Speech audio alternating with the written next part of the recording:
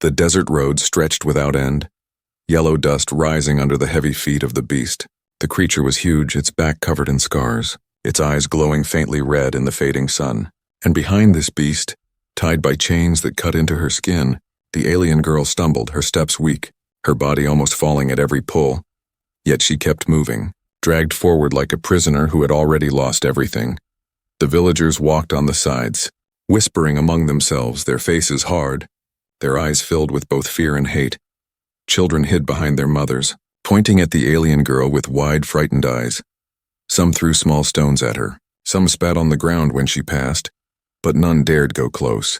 The beast was enough to keep them away, and the chains around her wrists clinked like a cruel reminder of her place. She was not like them. Her skin had a strange, pale glow, not the glow of sickness, but something unearthly. Her hair silver like threads of moonlight, her eyes deep and dark, holding secrets too heavy for this world. Every step she took left faint marks on the earth, as if the ground itself remembered her touch. Yet the people only saw danger. They only saw a curse walking in chains 10 days. 10 long days she had been dragged like this, the road endless, the sun burning by day, the cold biting at night. She had no food except scraps, no water except what was thrown at her like one throws water to a dog. Still she lived, still she endured, and this made the people fear her more, for they whispered, "How can a weak girl survive so long? Unless something dark is keeping her alive," the beast roared, shaking its heavy chains, pulling her forward again. Her knees hit the sharp stones. Blood mixed with dust, but she made no sound. Her lips pressed tight, her pride unbroken. Yet inside her heart burned, not only with pain but with a question. Why had no one shown mercy? Why had no hand reached out in kindness? Why was she only a shadow for them to hate? At the edge of the village, drums beat like thunder. The people gathered, calling for the elders, their voices mixed with anger and fear. "The cursed one must pay, the cursed one must not live another day," they shouted. Yet among them were also voices softer, voices unsure, voices that asked quietly, "But what if we are wrong? What if she is not the curse? What if she is just like us?" Those voices were quickly silenced, drowned under the roar of the crowd high on a wooden stage. The elders stood, their faces carved by time, their eyes cold like stone. They looked down at the girl as she was dragged and thrown before them, her chains heavy, her body weak, her silver hair falling over her face still. She lifted her head, her eyes burning quietly, not in rage but in sorrow, sorrow deeper than any punishment could give. The crowd gasped when her eyes met theirs. Some stepped back as if even her gaze was poison, and the elders raised their hands. Calling for silence, they spoke of ancient stories, of prophecies that said one day a girl not of their kind would bring ruin. They said the beast was their protector, the chains were their safety, and her suffering was the only way to keep balance.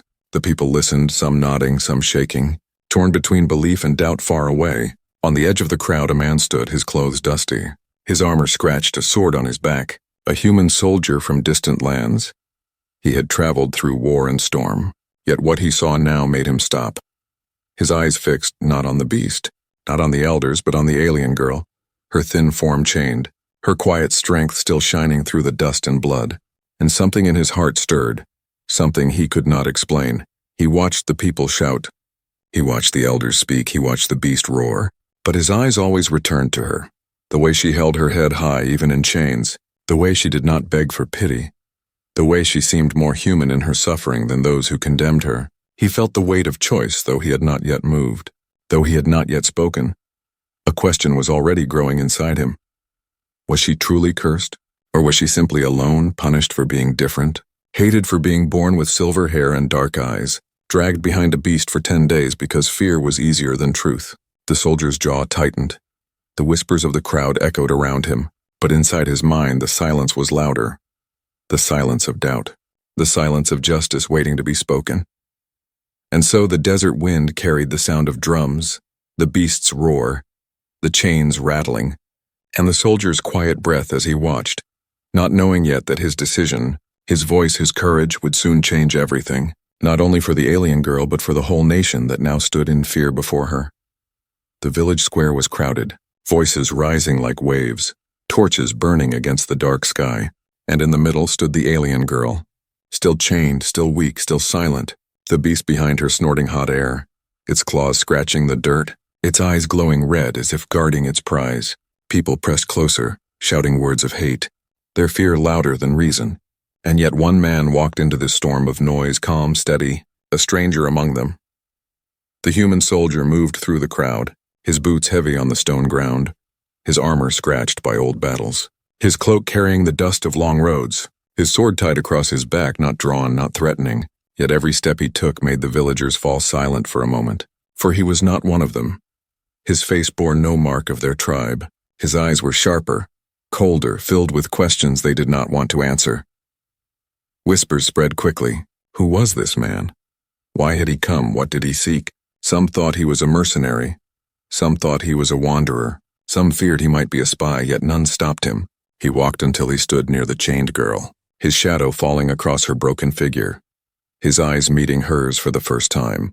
And in that moment the noise of the crowd faded from his mind. All he saw was her, broken yet unyielding, silent yet speaking louder than all. He looked at the elders sitting high on their stage, their robes heavy, their staffs carved with ancient signs, their faces hard as stone. He spoke with a voice steady and deep. "What crime has she done?" he asked, his words cutting through the night air. "Why do you chain her? Why do you drag her like an animal?" The crowd gasped, for none had dared ask such things before. None had questioned the elders so openly. The elders narrowed their eyes, their voices cold. "She is the cursed one," they said. "She carries ruin in her blood. The beast itself bends to hold her. The chains are for all our safety. She must suffer so we may live." The people murmured, nodding, some clutching their children closer. But the soldier did not look away, his gaze sharp, his words sharper. "And where is the proof? What has she done with her own hands? What lives has she taken? What wrong has she spoken?" The villagers shifted uneasily, their anger softer now, their fear still loud but shaken by his questions. Some looked at the girl, truly looked, and saw not a monster but a tired child with silver hair and bruised skin. Others hissed and spat, unwilling to think, unwilling to doubt. For doubt meant change, and change was dangerous. Still the soldier's words hung in the air, refusing to be silenced. The alien girl raised her head, her eyes meeting the soldier's, her lips parting slightly, but she did not speak.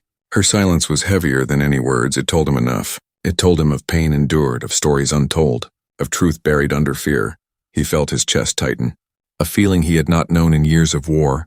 It was not pity, it was not anger, it was something deeper, something he could not name. The beast roared suddenly, chains rattling, its massive body shaking. The crowd shrieked, some ran back. The elders lifted their staffs as if calling upon old power. But the soldier did not flinch. His hand rested on the hilt of his sword. Though he did not draw it, his eyes never left the girl's, as if her calm in the storm anchored him, as if her presence itself demanded he stand firm. One elder raised his staff high, his voice booming. "You, stranger, you dare question us, you dare doubt the curse. You do not know our history. You do not know the prophecy." The soldier answered slowly, firmly, "I know fear when I see it. I know hate when I hear it. I know lies when they hide as truth." His words struck like stones. Some in the crowd gasped. Some turned their faces away. Some clenched their fists, but none could deny the fire in his voice. The alien girl's chains clinked as she shifted, her body trembling. Yet her eyes never left his, and for the first time in 10 days of endless pain, she felt something stir inside her chest. Not hope, not yet, but the faint spark of it. The memory that not all hearts were closed. Not all hands were cruel. One human stood, and that was enough to shake the silence that had trapped her. The crowd began to argue among themselves, voices clashing, some shouting she must die, others whispering that maybe she was innocent. Fear and doubt fought like fire and water, and the soldier stood alone, one man against a tide of belief, his jaw tight, his hand ready, his eyes fixed on her, knowing already in his heart that his path was chosen, though his mind still wrestled with the weight of it. Night deepened, the torches burned lower, the beast growled again. The elders whispered in secret among themselves, but the soldier remained silent now, watching, listening, his presence itself a question the village could not answer. And though he had spoken little, though he had drawn no sword, the balance had shifted. The story was no longer only about a cursed girl in chains, it was now about the man who dared to stand beside her, and the storm that would follow. The night was heavy, the air thick with smoke from dying torches. The crowd had gone silent. Many had returned to their homes, yet the chained alien girl remained under the watch of the beast. its red eyes glowing like two coals in the dark. The elders whispered to each other, their faces lit by the faint firelight, and in the shadows near the square, the soldier did not leave, his eyes fixed on her, his thoughts restless. He waited until the noise of the village faded, until only the wind carried faint echoes of drums. Then he moved closer, his steps slow, careful, his hand resting near the hilt of his sword, not to strike but to be ready, for he knew the beast could kill him in one breath. Still he did not fear. Something stronger than fear was pushing him forward, something born from the girl's eyes that refused to break even in chains. She noticed him, her head lifting, silver hair falling aside, her lips dry, her face pale, yet her gaze steady when he crouched beside her. The beast growled, but he did not flinch. He only glanced at it, his voice low, steady. "I will not harm her," he said, as if speaking to the beast itself. Strangely, the creature did not strike. Its growl softened, its heavy body lowering to the ground, its chains rattling like metal thunder, and the soldier turned back to her. For a long moment they said nothing, the silence between them louder than words. Then finally she whispered, her voice cracked but clear. "Why do you look at me like that?" He blinked, surprised not by her question, but by the calmness in her tone. He answered, "Because I want to know the truth." She gave a bitter smile, the kind that carried both pain and strength. "Truth is a weapon," she said, "and here, weapons are forbidden unless they belong to the elders." He leaned closer, careful, curious. Then tell me, what is your crime? What curse do they say you carry?" Her hands trembled as the chains pressed harder into her skin, small wounds glowing faintly blue where metal had bitten flesh. She whispered, "My crime is being born." His breath caught. He asked softly, "Born of what?" She looked away, her eyes searching the dark sky. "Born of two worlds, not one. I am child of stars and soil, and for them, that is enough to fear me." The soldier frowned, his mind racing. He had fought wars, seen kings fall, seen men betray for less, but never had he seen such hatred for a child of difference. He asked, "And the beast, why does it follow you?" She closed her eyes, her breath slow. "The beast does not follow me. It is bound to the chains as I am. We both serve their fear. They believe the beast protects them from me, but in truth it is as much a prisoner as I." The soldier studied her wounds, the strange glow beneath her skin, faint and soft like moonlight trapped under flesh. It was not fire, not sickness, something else, something alive. "What is this light?" he asked. She hesitated, then whispered, "It is what they fear. It is my blood when it is wounded. It speaks, it shines. They call it curse, but it is only life. My life, nothing more." His chest tightened.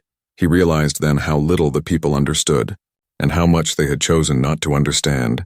She leaned forward slightly, her chains clinking, her eyes dark but filled with quiet strength. "Do not think me weak," she said. "I have walked 10 days with no kindness. I have bled and starved. And yet I live, not because of hate, not because of curse, but because I choose not to break." The soldier felt her words strike deep, for he had seen warriors fall with less. He had seen soldiers beg for mercy after shorter suffering, yet she endured, silent, proud, and unbroken. For a moment he almost forgot the crowd, the elders, the beasts, the whole village. There was only her voice, her eyes, her truth. But then the sound of footsteps broke the stillness. He turned quickly, hand on sword. In the dark he saw 2 guards approaching, their torches flickering, their eyes sharp with suspicion. "What are you doing here?" "Stranger," one barked. The soldier rose, his shadow tall, his voice calm. "I am watching," they sneered. "Watching what?" "A cursed thing." He did not answer, only looked at them with eyes that warned them to step back. The guards spat and walked away, muttering curses, their footsteps fading into the night. The soldier turned back. The girl had lowered her head again, but he saw the faint trace of something in her eyes, something he could not name. Not hope, not trust, but the beginning of it. He crouched again, whispering, "I do not know what you are, but I know you do not deserve this." She gave no reply, only silence, yet silence itself was enough. Silence spoke louder than chains. The wind rose, carrying dust across the square. The beast stirred but did not rise. The elders watched from the shadows, their eyes narrow, their whispers sharp. They had seen the soldier speak to her. They had seen the girl's lips move, and though they could not hear, they feared. For secrets shared in the dark were seeds of rebellion, and they would not allow rebellion to grow. The soldier stood once more, his decision not yet spoken, but already forming, already shaping his path. He looked at the girl one last time before stepping back into the shadows, her silver hair glowing faintly in the torchlight, her chains rattling as she shifted, her eyes watching him leave, and though no word passed her lips, he felt as if she had told him more than anyone ever had, a truth heavy enough to change everything. And as the night deepened, as the village slept uneasy, as the elders plotted and the beast guarded, one thing was clear. The chains held her body, but her spirit was free, and now one human had seen it, and that sight would not be forgotten.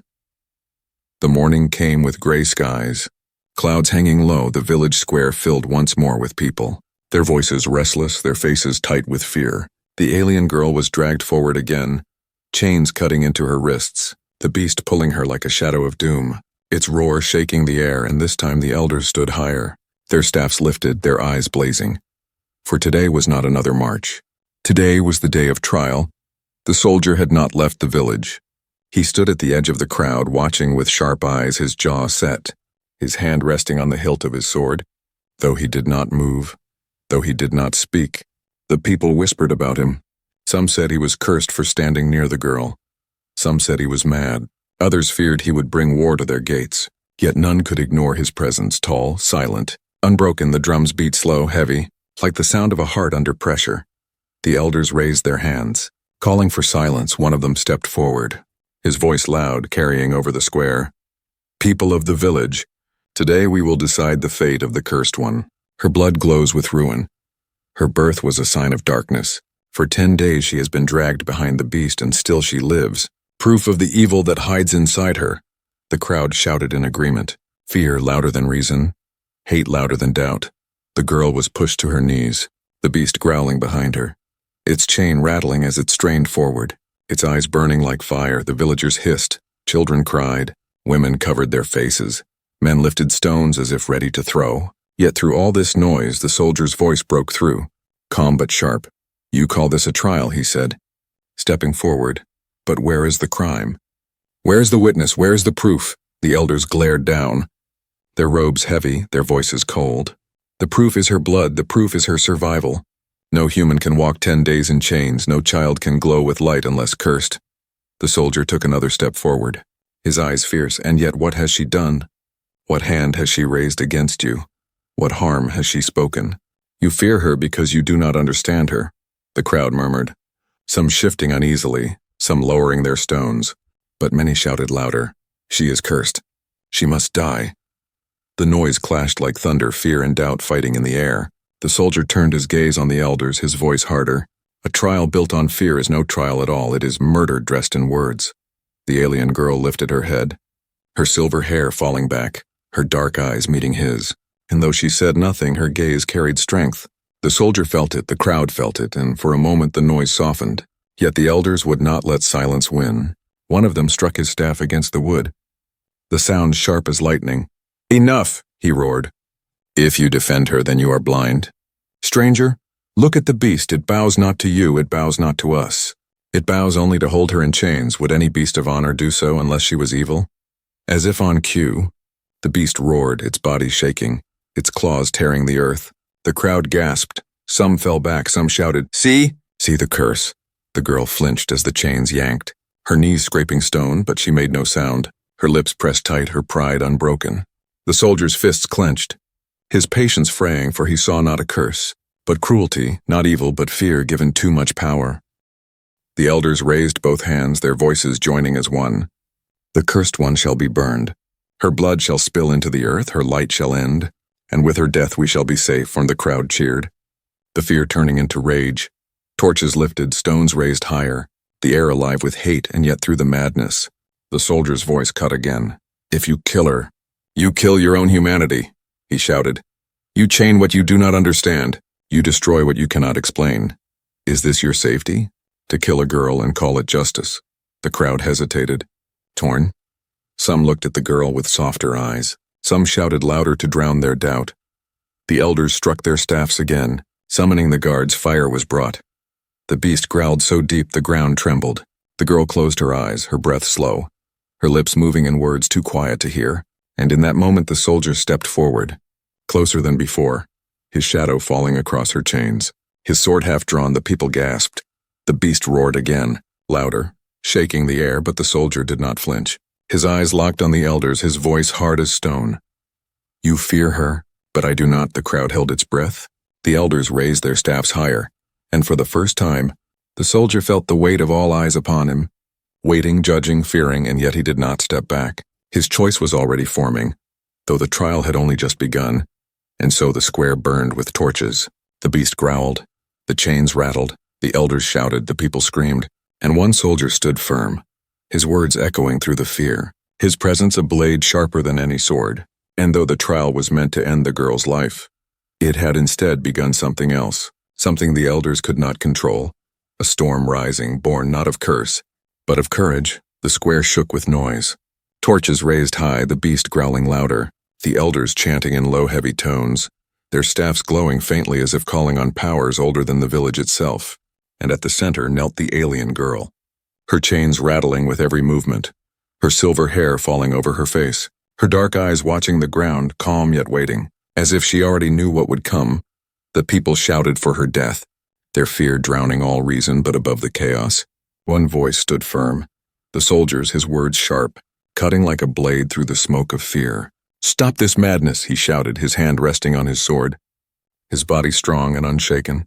"You call this justice, but it is only cruelty. You call her cursed, yet she has done nothing. Your fear is the real curse here, not her blood." His voice rang across the square, silencing some, angering others, shaking the certainty of many. The elders slammed their staffs against the wood, sparks flying. "You dare speak against us? Stranger," one roared. "This girl carries ruin. She must die." The soldier stepped forward, his shadow falling across the girl's chains, his eyes hard. "If she must die, then let her crime be shown. Not your stories, not your fear, show me proof." The crowd murmured, doubt flickering like faint light. But the elders pressed harder, their chants louder, their anger feeding the mob. Suddenly the beast roared, louder than before, its massive body lunging forward, the chains rattling, its claws digging deep into the earth. The girl was yanked violently, her body thrown against the ground, her breath torn from her chest, blood marking the stone. The people screamed. Some cheered, others shrank back. But the soldier moved, faster than thought, his sword drawn with a hiss of steel. He leapt between the beast and the girl, his blade flashing, his stance firm, his voice fierce. "Enough." The beast halted, its glowing eyes locked on him. Its growl thunder in his ears, yet it did not strike. It pulled at its chains, snarling. But something in his gaze, something in his steady stance, made it pause. The crowd gasped. The elders shouted, "He defies the beast. He defies the trial. He betrays us." But the soldier did not move, his back to the girl, his sword raised, his voice steady. "If you call this a trial, then I will be her defense." The alien girl lifted her head, her eyes wide for the first time in days. She had seen no kindness, no shield, no hand offered. Yet here stood a human, a stranger, a man who owed her nothing, and he placed himself between her and death. Her heart ached, her breath caught, and though her lips did not speak, her eyes whispered the word she had forgotten: hope. The crowd broke into chaos, some shouting for blood, others calling to wait, some throwing stones that clattered uselessly against the soldier's armor. The elders raised their staffs higher, their voices thundering. "He is with her, he is cursed too, bind him. Take him." Guards rushed forward, spears ready, but the soldier's sword flashed again, his voice cutting sharp. "No one will touch her." His eyes burned with a fire that made even hardened men hesitate. For a moment the whole square froze. The beast growled, the elders shouted, the guards hesitated, the people trembled. And in that stillness the soldier bent slightly, his hand reaching for the chains around her wrists. His sword still held firm in his other hand. With one powerful strike he cut the links, sparks flying, the sound sharp as thunder. The chains fell broken, rattling against the stone. Silence swept the square like a wave. The alien girl gasped as the weight lifted, her wrists free for the first time in 10 days. Her body weak, yet her spirit flaring. The people stared, eyes wide, fear turning to disbelief. The elders screamed in rage. "He has broken the sacred bond, he has unleashed ruin." The beast roared again, shaking the ground, yet it did not attack, it only pulled back, its glowing eyes watching, confused, chained not by metal now, but by something deeper, unseen. The soldier turned to her, his sword ready, his voice low but firm. "You are free." She stared at him, her lips trembling, her eyes burning, words trapped in her throat. She wanted to thank him, to warn him, to tell him everything. But the noise of the crowd crashed back.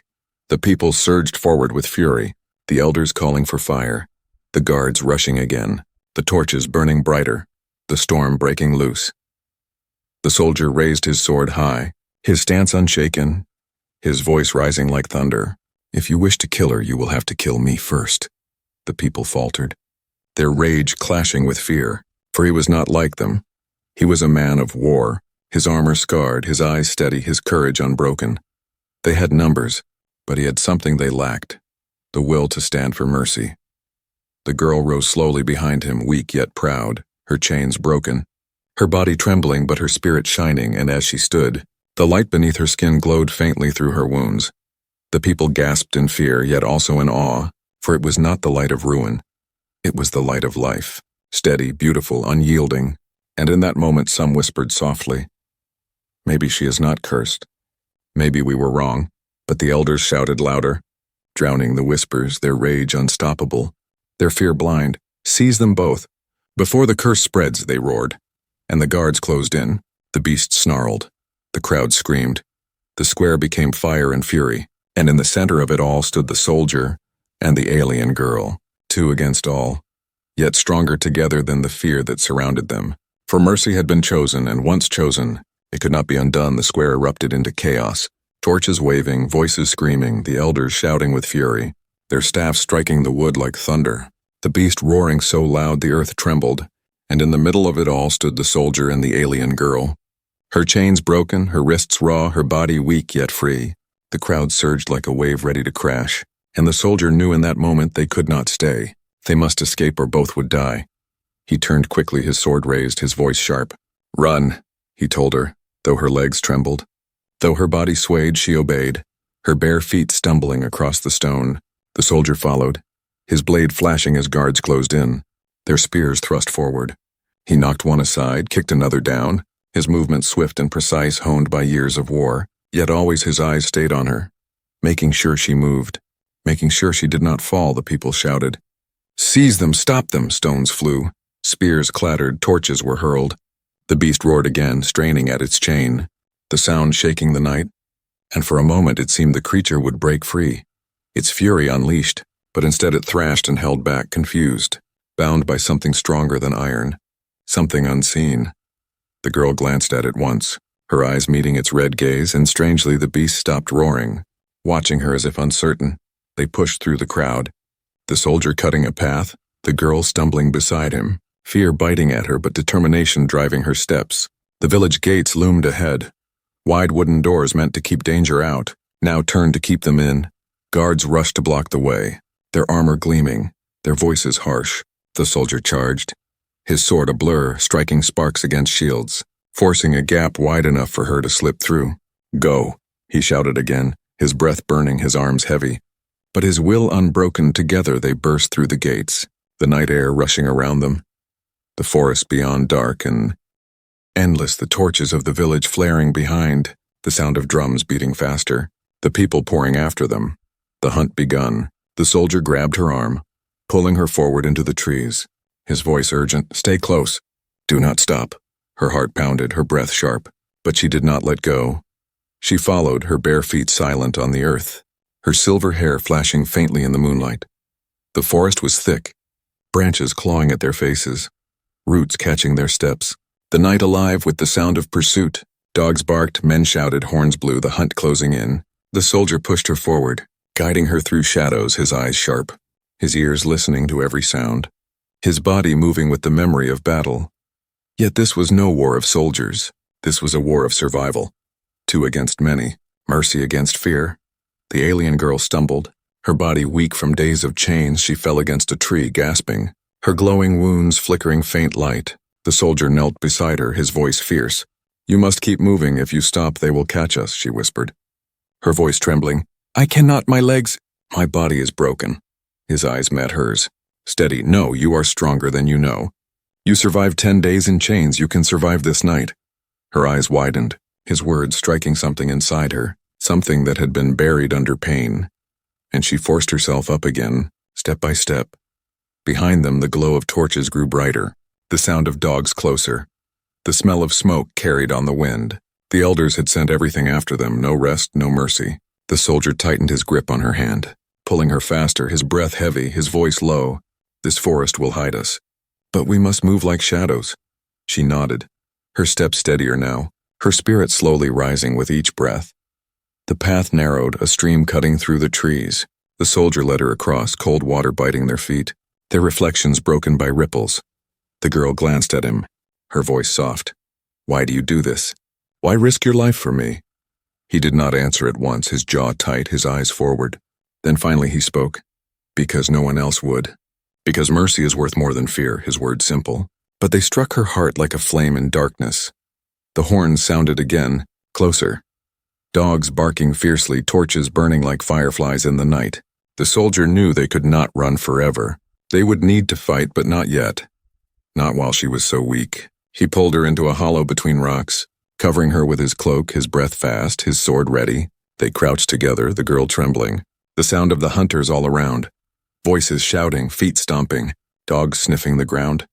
The soldier placed a finger to his lips, his eyes sharp, telling her to stay silent. She nodded, her glowing wounds hidden under the cloak. Her breath shallow, her heart pounding. The hunters passed close, their torches lighting the trees. One dog sniffed near the rocks, its growl low, but the soldier threw a stone far into the forest, the sound breaking the silence. The hunters turned, chasing the noise.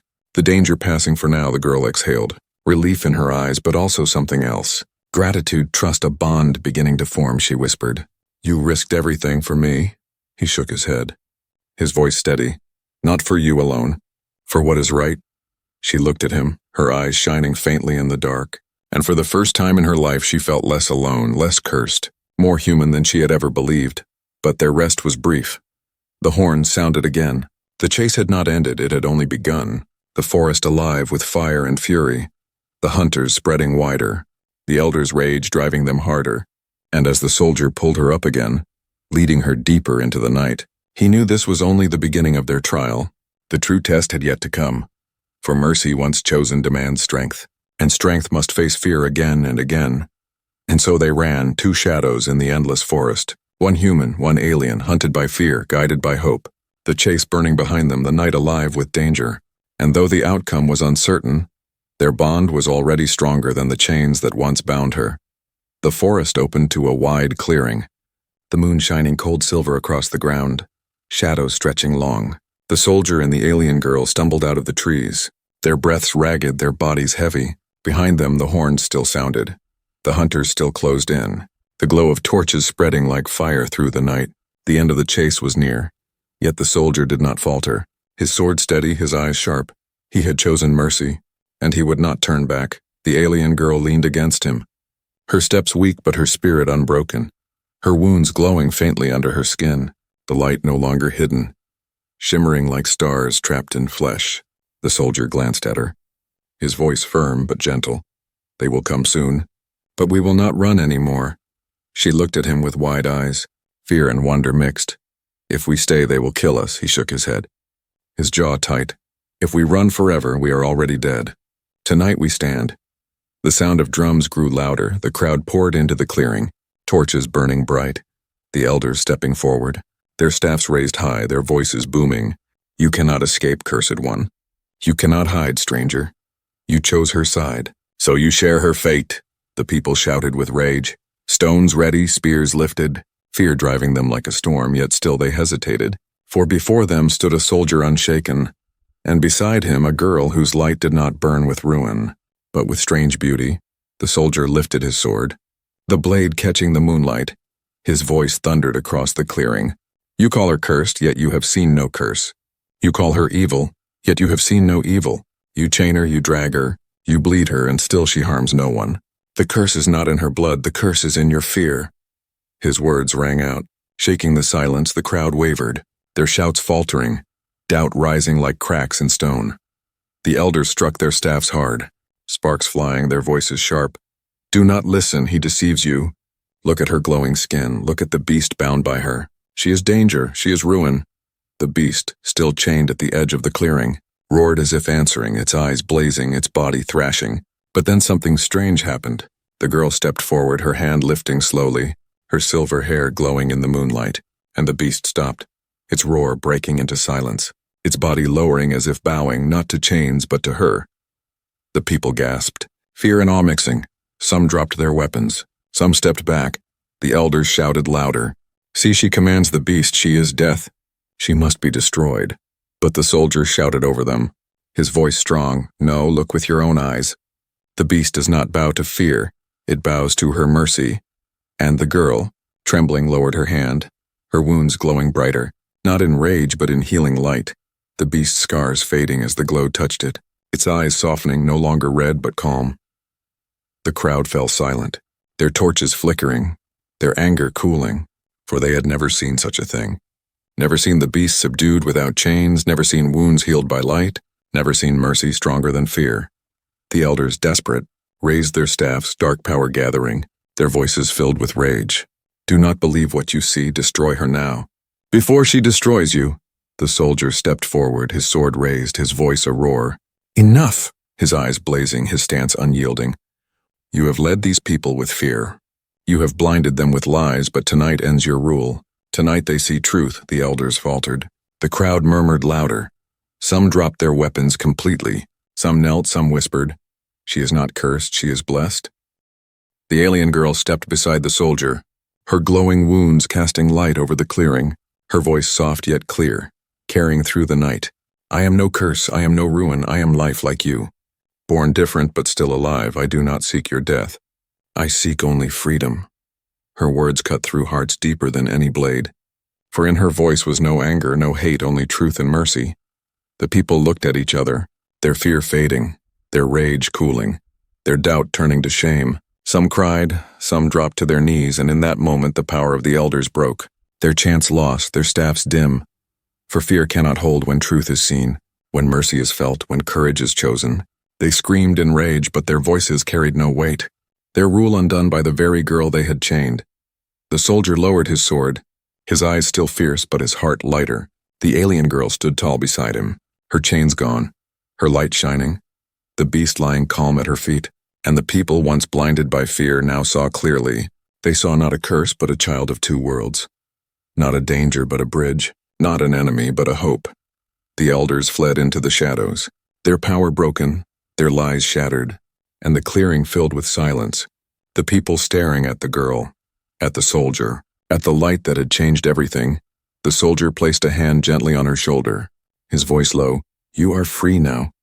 She looked up at him, her eyes bright with tears she had not allowed for 10 days, her lips trembling. Not free alone, free because you stood. He nodded, his jaw tight but his eyes soft. Then we stand together. And so the night ended not with fire and chains, but with light and mercy.